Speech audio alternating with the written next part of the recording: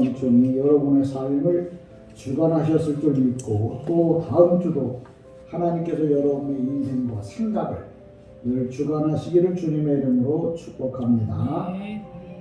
세상에는 종교가 8만 가지 정도 됩니다. 근데 그 중에서 보통 예수를 땅에서 올라온 종교, 세상 종교라고 그러죠. 그리고 하늘에서 내려온 종교, 기독교라고 이렇게 말합니다.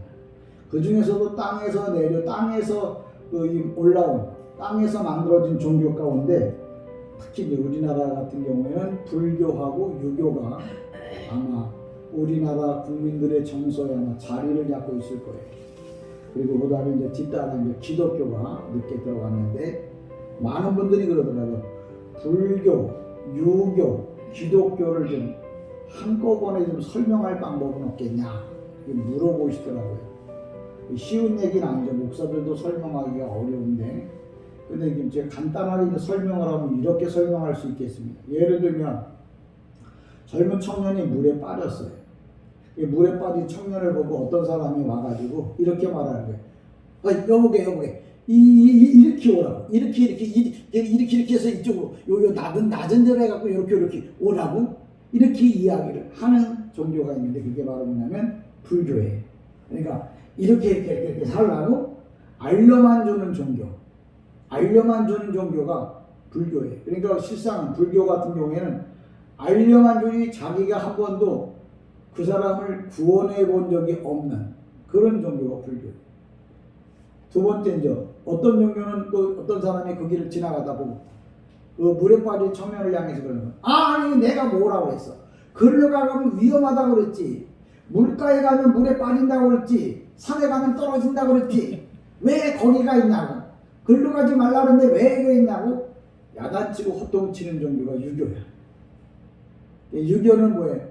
뭐 잘못했으면 뭐 잘못됐다, 내 말 안 들으면 네가 그렇게 되지, 그러면서 늘 뭐예요? 결론적인 것을 갖고 책망하는 종교가 유교예요. 그럼 기독교는 뭐냐? 어느 한 청년이 물에 빠져 죽어가고, 그때는 뭐예요?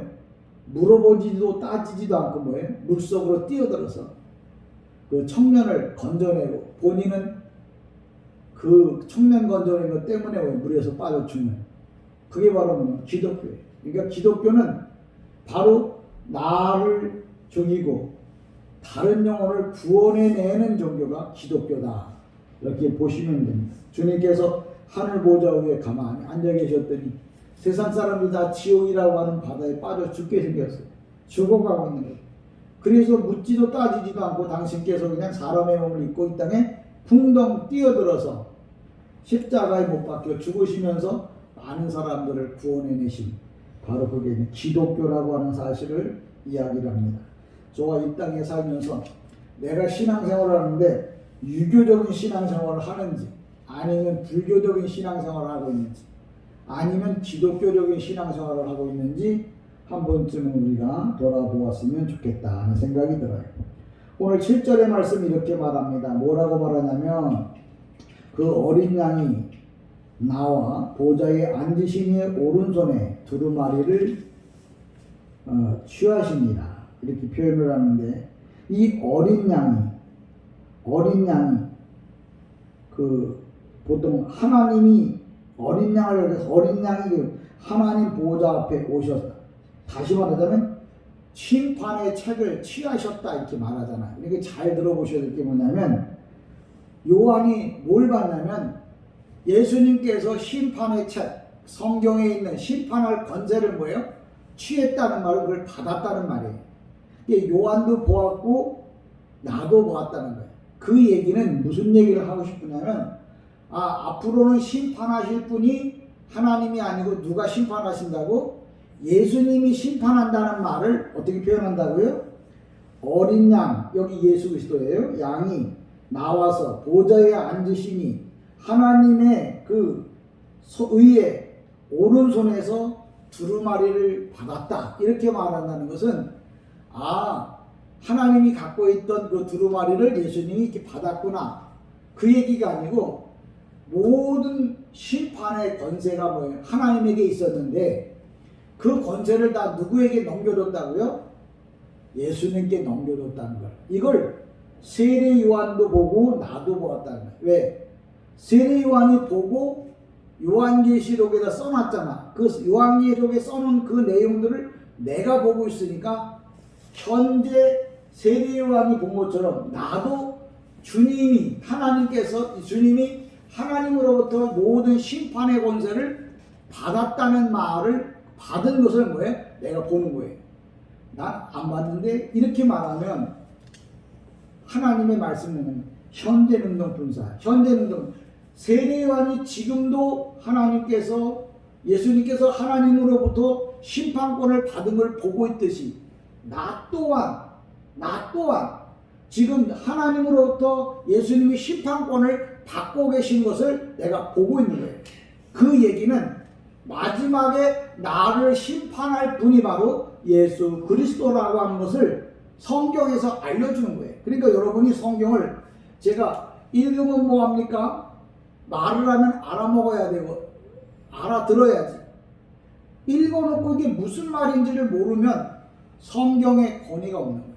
그러니까 오늘도 본문에 있는 말씀을 들어보면 예수님이 두루마리를 받았다는 말은 그 말은 이제 모든 하나님의 심판권이 예수님에게로 넘어갔어. 그러니까 마지막에 나를 심판할 분이 누구라고요? 예수라고.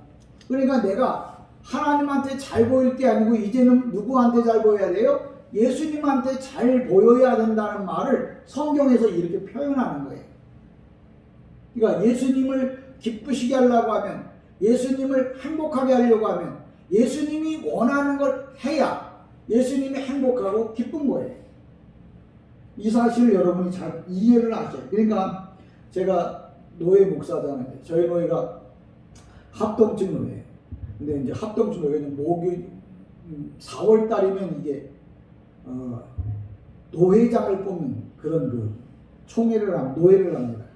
근데 노예를 할 때 노회장을 뽑으면 이제 새로운 구 노회장과 새로운 신임 노회장이 이렇게 강단에 이렇게 섭니다. 그러면 이제 투표를 해서 새로운 노회장이 된 사람에게 전에 노예를 했던 그 노회장이 뭘 주냐면 여러분 회의할 때 보면 고태라고 그래가지고 두들기는 거 있잖아요.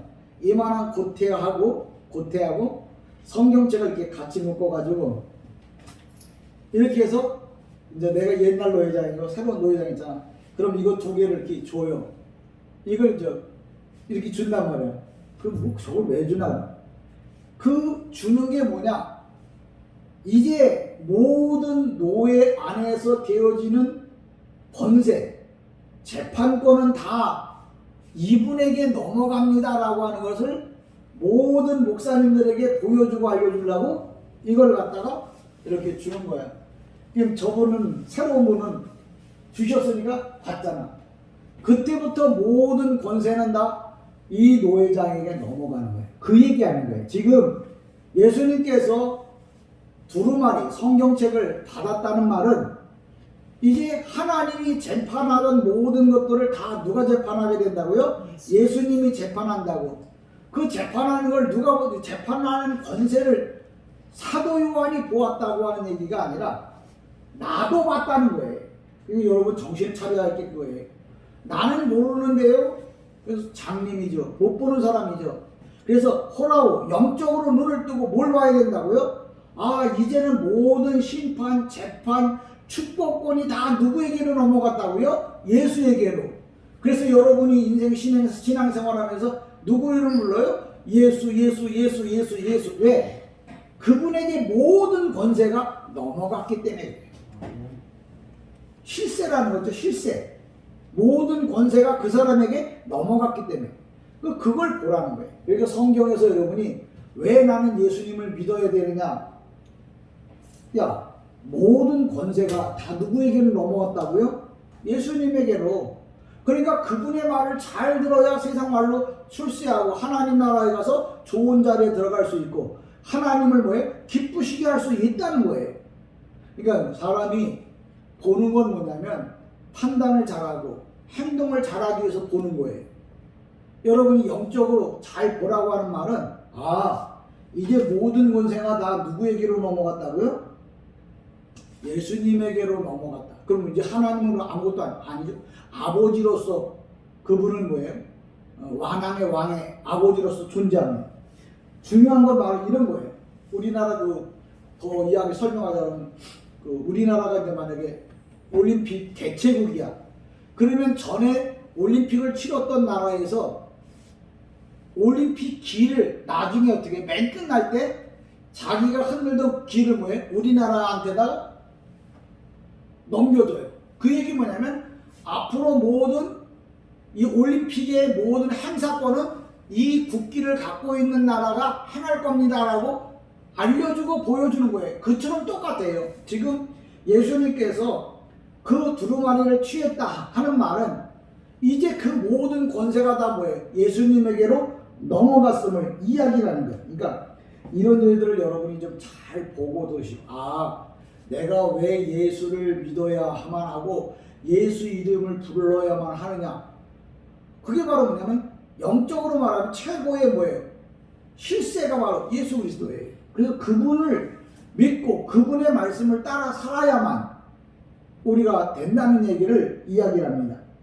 성경에 보면 우리에게 그런 얘기도 너무 많이 나오는데, 예를 들면 산들이 들려 바다에 던져질 것이다. 성경에 보면 산들이 들려 바다에 던져질 것이다. 야, 산이 어떻게 들려서 바다에 던져질 것이다. 이 얘기는 비유예요. 그럼 무엇에 대한 비유냐면 이런 거예요. 만약에 산 앞에 정관사가 있어요. 오르가 산인데 산 앞에 오르 그 정관사가 있으면 그건 진짜 산이야. 만약에 그렇게 썼다 그러면 성경에 산이 바다에 들려져야 되는 거예요. 근데 성경에 정관사가 없다. 그러면 뭐냐면 인생 앞에 큰 문제, 그걸 그냥 산이라고 표현하는 거예요. 야, 산이 들려 바다에 던져줄 것이요. 이 잘 모르시는 목사님들은 봐라. 작년까지만 해도 여기 산이 있었는데 산을 말이야 모두 저기 도자로다가 아니면 큰 트럭으로다 저 바다에다가 집어넣지 않았냐. 성경에 있는 말씀이 얼마나 정확하게 맞냐. 산이 들려 바다에 던진다 그러더니 그대로 되지 않았느냐. 그럼 성도들이 뭐라 하더라? 아멘 그래요. 나는 속으로 왜? 아닌데. 왜? 거기서 말하는 산은 그 산이 아니고 인생의 모든 문제, 산같이 큰 문제들도 예수님께 기도하면 그 모든 문제가 해결되어지고 풀어진다는 말을 산이 들려 바다에 던져질 것이요 라고 표현한 것 뿐이에요. 근데 이것도 저것도 모르고 그냥 뭐예요? 산이 그 산을 다 바다에 집어넣어서 성경에 미리미리 5,000년 전 2,000년 전에 다 그 예언한 대로 그대로 됐네? 이렇게 갖다 성경을 맞추면 성경이 아니에요. 그래서 항상 성경에 그 문맥에서 정관사가 있는지 없는지 잘 봐야 된다고 하는 말, 또 목회자는 히브리어 헬라어를 기본적으로 해야 성경을 올바로 해석할 수 있다고 하는 이야기를 하는 겁니다. 그러니까 여기서 산이 들려졌다는 말은 그냥 저기 서 있는 우리가 올라가는 그런 산이 아니고 인생의 가장 큰 문제, 큰 걱정거리, 인간의 각종 질병, 요새는 암도 18대 암이라고 그러더라. 암도 그렇게 많은지 모르겠어요. 그런 모든 문제로 다 뭐예요? 예수께 기도하면 그 모든 문제가 해결되어진다. 예수 이름으로 모든 문제가 해결되어진다고 하는 말을 표현하기를 산이 들려 바다에 던져질 것이요 라는 말은 바로 예수님으로 인하여 모든 문제가 다 해결되어진다는 말을 성경에서 말하고 있는 거예요. 우리가 잘 아는 대로 한나의 가장 큰 산은 뭐냐면 아이를 갖지 못한 거예요. 그래서 하나님께 눈물로 기도했어요. 그랬더니 하나님께서 사무엘을 주셨거든요. 그 다음에 우리가 잘 아는 히스기야 왕이 이제 이사야 선지자가 와서 그럽니다. 이제는 얼마 있으면 죽을 거니까 너 재산 정리해. 그때 히스기야가 벽을 향해서 통곡을 했다. 또 벽을 향해서 통곡을 했다 그러니까 이 벽인가?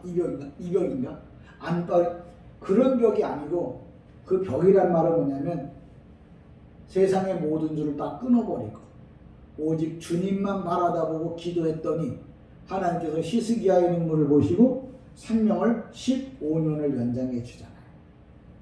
성경에서 상징인지 비유인지 은유인지 이게 역사인지 이런 것들에 대한 것들을 해석할 방법들을 다 보고 그 문맥에 맞게 이걸 해석해 줘야 되는데 너도 나도 그냥 성경책 읽어놓고 떠들면 설교인 줄 알고 막 해야 되는 경우가 너무나 많다는 거죠.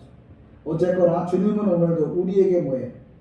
심판권이 넘어갔음을, 주님으로부터 모든 권세가 이제 하나님으로부터 모든 권세가 넘어갔음을 이야기를 합니다. 그러면서 8절에 그 두루마리를 취하심에 내 생물이 24장로들이 그 어린 양 앞에 엎드려 각각 검은고와 향이 가득한 금대접을 가졌으니 이 양은 성도들의 기도들이라 이렇게 표현을 하는데요.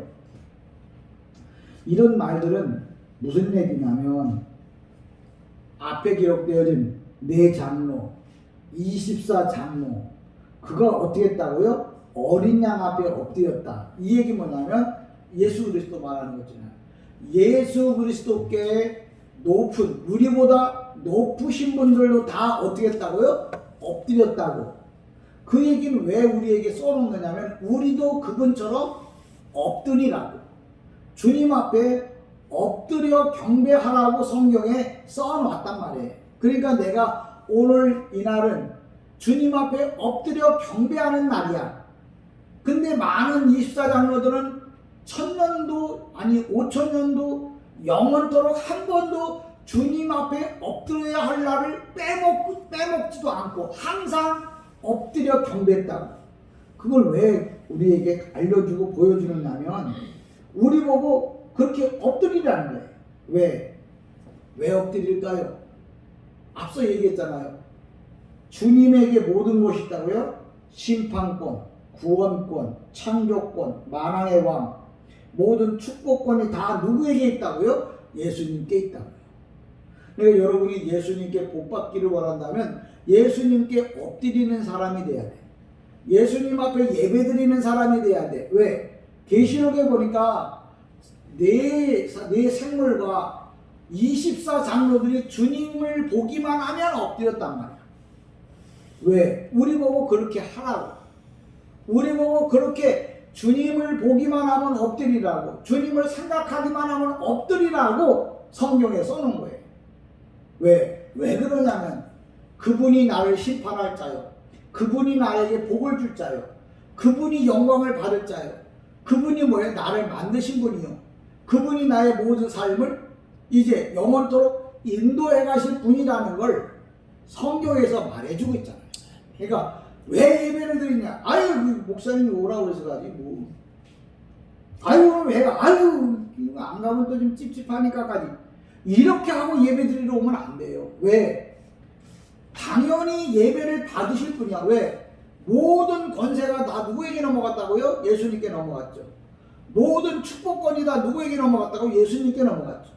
모든 것에 대한 심판권이 다 누구에게 넘어갔다고요? 예수님께. 그러니까 그분 앞에 절하고 예배하는 것은 당연한 거예요. 그런 마음으로 예배를 드리러 와야 된다는 얘기를 하는 거예요. 오늘날 예배 그냥 주일이니까 예배 드리러 온 게 아니라 내가 왜 예배를 드려야 되는지에 대해서 분명하게 여러분이 알고 기억해야 되는 거예요.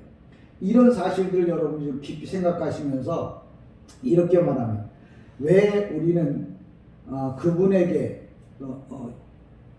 이렇게 예배를 드려야 되는지 성경에 대해서 가서 자세하게 배워갖고 가서 하나님 나라 올라가서도 김 권사님 어떻게 예배드렸어?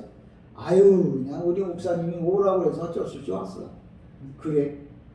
근데 이 집사는 그럼 어떻게 온 거야? 그분이 만왕의 왕이요 만주의 주요, 모든 권세가 그분에게 있고 모든 축복권이 그분에게 있고 모든 것을 창조한 분이 그분이시고 내가 그래서 그분 앞에 예배를 드리다 왔다, 이렇게 말하는 거하고 하늘과 땅 차이예요.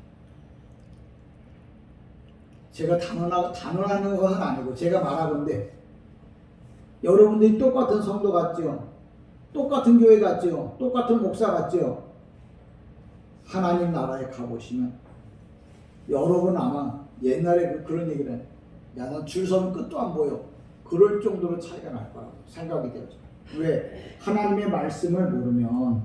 그러면서 성경에서 항상 뭐라고 얘기를 하냐면 8절에 보면 이렇게 얘기를 해요. 헬라어로 말하면 에페산,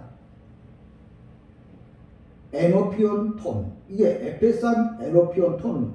에페산은 뭐냐면 제1가고 제2가고, 문법적으로 말하면 동사직설 제2과거. 제2과거는 무조건이에요. 단번에. 문법에 보면 제2과거로 떠요. 제2과거로 그냥 무조건 단번에 어떻게 하라고요? 에페소 엎드리라고. 그러니까 주님을 만나면, 주님을 생각하면 무조건 단번에 엎드리라고 성경에 써놨어요.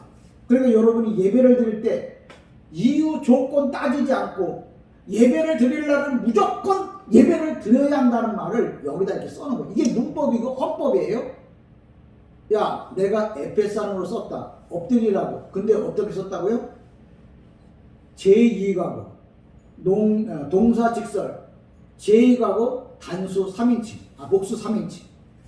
이렇게 써놓은 건 뭐냐면 네가 주님 앞에 엎드릴까 말까 생각할 것도 없어. 무조건 단번에 엎드려야 한다는 거야. 왜? 성경에 보니까 네 생물과 24장로들이 조건, 상황, 환경 따지지 않고 무조건 엎드렸다는 거예요. 왜? 내가 그걸 보고 있고 나보고 그렇게 하라고. 여러분이 교회 와서 뭐 보고 배울 건데?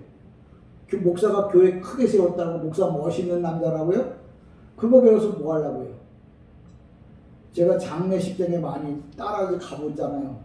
잘생긴 사람도 못생긴 사람도 다 돌아올 때 보니까 한 줌의 흙이 돼 돌아오더라고요. 이 땅의 것은 아무것도 없어요. 그러면 영원히 하나님 앞에 드려진 것들, 그게 얼마나 중요한 거예요. 연예인들이 아무리 화려하다고 해서 그 사람이 특별히 대우받을 것 같아요? 하나님을 믿는 사람과 안 믿는 사람으로 나눠져요. 근데 하나님을 믿는 사람도 에페산 제의하고 무조건 단번에 엎드려라. 왜? 우리 앞에 있던 장로와 내 생물이 무조건 엎드린 것을 요한이 봤다. 요한이 본 건 나도 본 거예요. 나도 나 본 적이 없는데. 그래서 제가 알려주잖아요. 여러분도 뭘 봤다고요? 무조건 엎드린 건 누가? 예수님 앞에 24장로와 내 생물이. 그걸 왜 보여줬느냐고요? 알려드릴게요. 우리도 무조건 주님 앞에 엎드리라고. 그러니까 예배를 드리는 날은 죽든 살든 먹든 입든 가든 주님 앞에 엎드려야 할 것입니다. 성경에서 말하고. 그러니까 성경에 뭐라고 설명하는지를 잘 기억해야 돼요. 그러면서 뭐라 하냐면 우리가 엎드릴 때 제가 늘 그러잖아요. 예수님이 꿈에라도 나타나셔서 내가 예수라고 말하거든요. 어떻게 하라고요? 네, 오른손을 좀 보여주세요. 손목을 좀 보여주세요. 어떤 사람은 또 여기를 얘기해요. 여기에 못 잡고 여기에 못 잡고 안 박혔습니다. 여기 잡으면 여기 손목 요로다 신경이 다 지나가요. 그래서 그 못도 그냥 못이 아니고 철길에 가면 철을 철에 그 기차 철로 레일이 움직이지 못하도록 이따만하가 밖에 못이에요. 굵기가 이렇게 큰 거예요. 그걸 여기하고 여기 이렇게 하고 못 박는 거예요. 이렇게 하고 못 박고 여기를 박는 거예요. 여기 박았다고 얘기하면 또 좋다고 또 여기만 쳐다보고 있지 말고. 왜 그러냐면 우리 성경에는 번역되어 있지 않는데 제가 성경 번역된 여러 가지 책들 중에 레닌그라드 사본이라고 히브리 말로 기록되어졌는데 그 사본이 어디에 보관되어 있냐면 레닌그라드 러시아의 그 도서관 레닌그라드 도서관에 그 사본이 보관되어 있어요. 그 레닌그라드 사본에 보면 오늘 본문의 말씀에 이렇게 말합니다. 사도 요한이 예수님을 보았는데 오래전에 나를 위하여 못 박힌 손자국이 있더라. 이렇게 번역을 해놨어요. 그러니까 제 얘기가 하는 게 아니고 성경에 보면 여러분들도 나중에 혹시 그 성경을 구할 게 있으면 구하셔서 보여주세요. 그 이 성경이 뭐냐면 성경은 뭐죠? 현대어 성경. 현대어 성경을 구해서 보시면 성경 이 사본과 많이 가깝게 번역을 해놨어요. 그러니까 그냥 내가 그냥 뭐 얘기하는 게 아니고 성경에 보니까 주님의 그 사도 요한이 보기를 내가 보니까 주님의 오른손과 이 옆구리에 그 창자국이 있는 것을 사도 요한이 보았다고 성경에 기록해 놨어요. 그러니까 내 개인적인 얘기를 하고 있는 것이 아니고 내가 기분 좋아서 한 얘기가 아니고 성경에 있는 이야기를 하는 거예요. 그러니까 여러분이 꿈에서라도 예수님이 나타나거나 물어보세요. 옆구리 좀 보여달라고. 왜? 나를 위해서 죽으신 분은 오직 누구밖에 없다고요? 예수밖에 없다. 그러니까 저는 거짓말 같은 가짜 얘기는 안 합니다. 또 없는 얘기 만들어 갖고 기분 띄우려고 하는 게 아니고 성경에 기록되어진 내용들. 그러니까 제가 만약에 한 얘기면 말이 안 되겠지만 성경에 기록되어진 번역되어진 성경에 보니까 그렇게 돼 있더라고요. 여러분 꼭 기억하십시오. 하나님이 보실 때 여러분을 올바로 인도할 수 있는 그런 은혜가 넘치기를 소망합니다. 또 9절에 보면 그들이 새 노래를 불러 이르되 두루마리를 가지시고 그 인봉을 떼기에 합당하시도다. 일찍 죽임을 당하사 각 족속과 방언과 백성과 나라 가운데서 사람들을 피로 사서 하나님께 드리시고 그랬어요.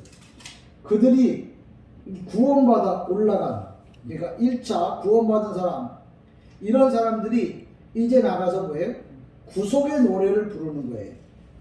구속의 노래.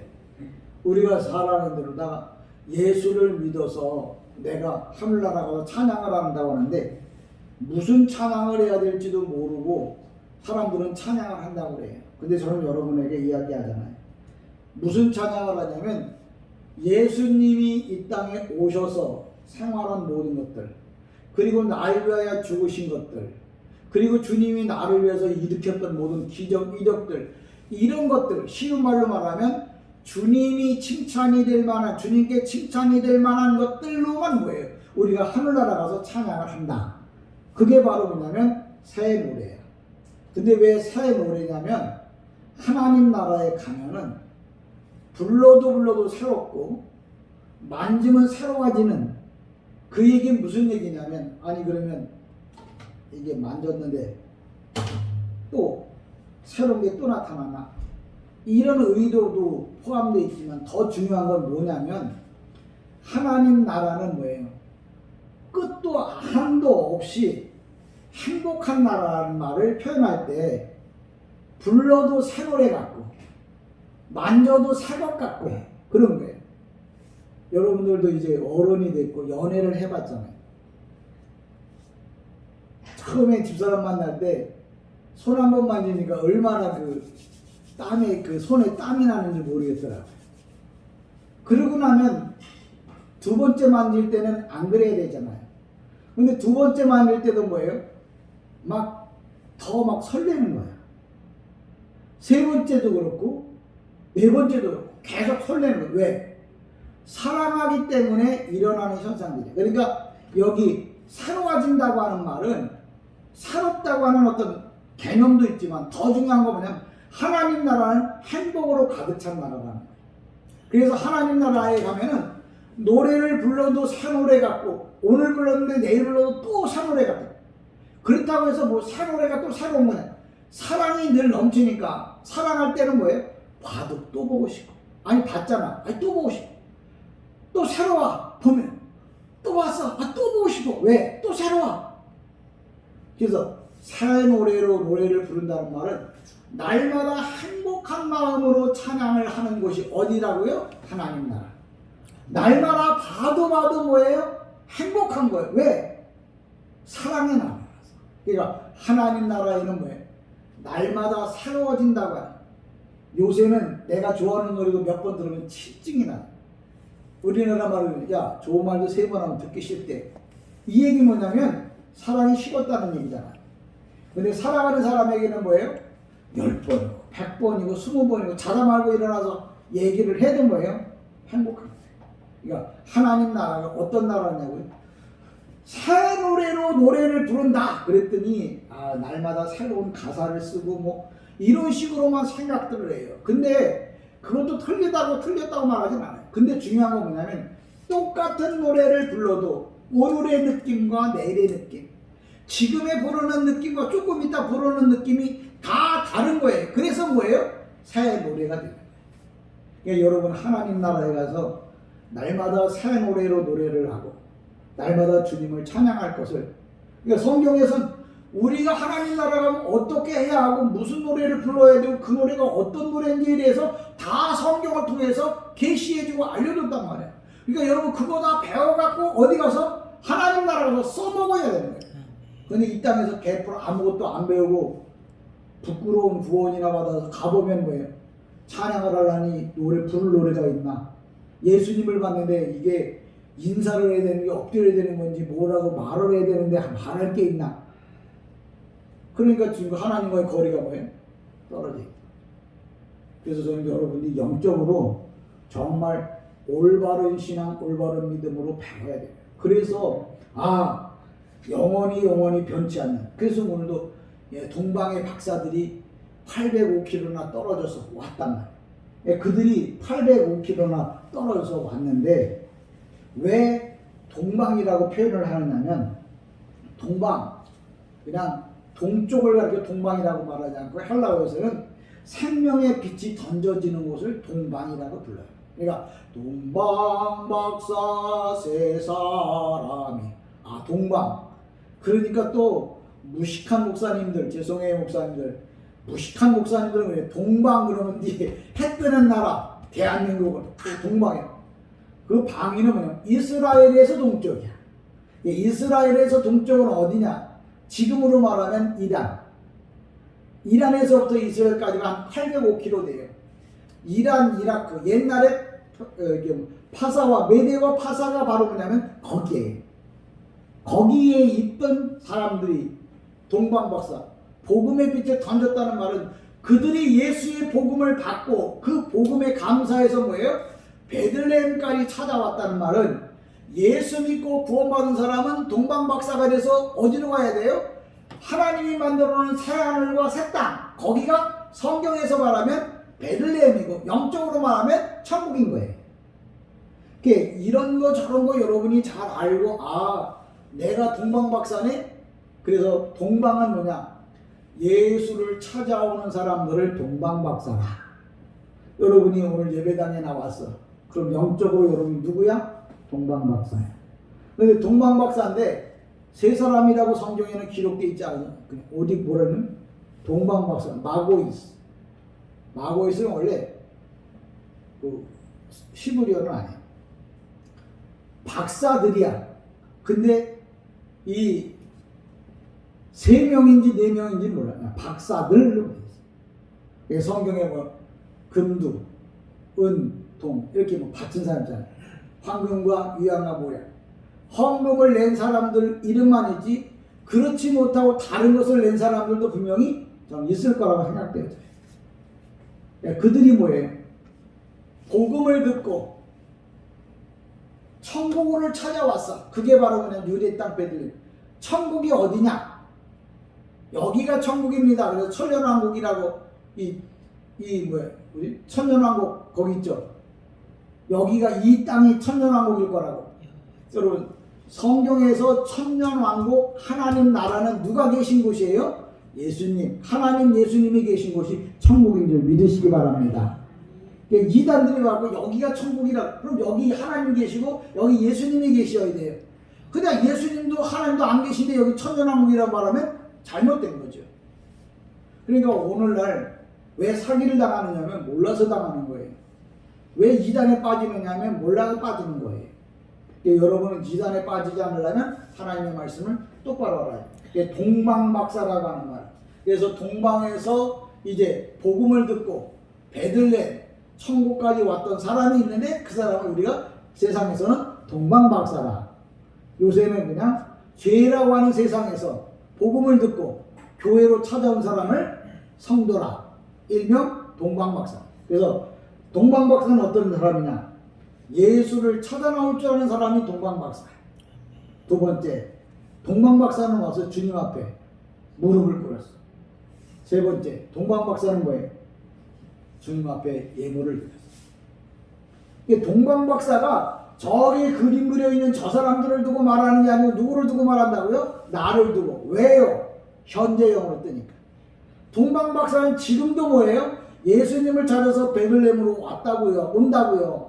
나도 뭐예요? 동방박사니까 예수님을 찾아서 계속 뭐예요? 베들레헴으로 가는 거지. 예배당으로 가는 거지. 예배당의 본질이 뭐예요? 하늘의 성전, 하나님 나라, 거기까지 우리를 가는 거예요. 그래서 우리가 교회 제목을 예후다 민족, 예후다는 감사하다, 찬양하다, 회개하는 민족이 예후다입니다. 보통 우리를 가르쳐 일명 이브리, 우리 히브리가 아니고 이브리 민족. 이브리라기는 통과하고 이 세월 저 세월 다 통과해서 어디에 가려고? 가나안 땅에서, 세상으로 말하면 가나안 땅, 영적으로 말하면 천국 가기 위해서 오늘도 뭐예요? 지난다. 그래서 우리는 히브리 민족 아니고 이브리 민족. 기억하십시오. 그러니까 오늘 동방박사가 해야 할 일이 뭐냐 하는 것을 기억하시고요. 또 한 가지 더 좀 말씀을 더 베드로가 예수님을 팔아먹을 때 그 날씨에 가봐야 이 법정에서 숯불을 쬐고 있어. 이 얘기 무슨 얘기냐면 사명 떠난 사람은 영적으로 추워집니다. 마음의 갈등이 일어나고 마음이 곤고해져. 마음이 괴로워요. 그러니까 여러분, 내가 베드로인지 아닌지, 내가 사명을 떠났는지 안 떠났는지 어떻게 한다고요? 내 마음이 허전하고 내 마음이 곤고하고 내 마음이 뭐예요? 발길을 못 잡으면 그 사람은 뭐예요? 지금 내 마음에서 뭐예요? 사명이 떠나요. 그러니까 베드로가 예수 팔아먹고 사명 떠나니까 그 다음에 뭐예요?